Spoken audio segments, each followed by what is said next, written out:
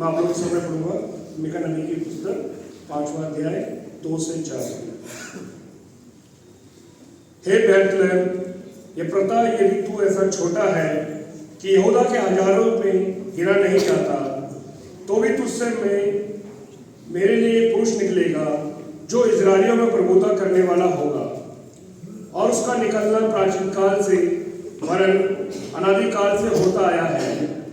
इस कारण वह उनको उस समय तक जागे रहेगा जब तक जच्चा उत्पन्न ना करे।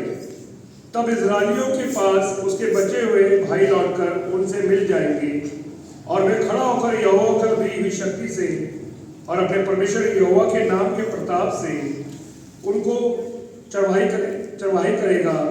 वे सुरक्षित रहेंगे, क्योंकि अब वह पृथ्वी की छोर तक महान ठहरेगा। ये परमेश्वर का वचन है। परमेश्वर का धन्यवाद हो। आइए हम सब अपने स्थान में खड़े हो जाएं और सबने भजन संहिता का पाठ पढ़ा जाएगा। भजन संहिता उसका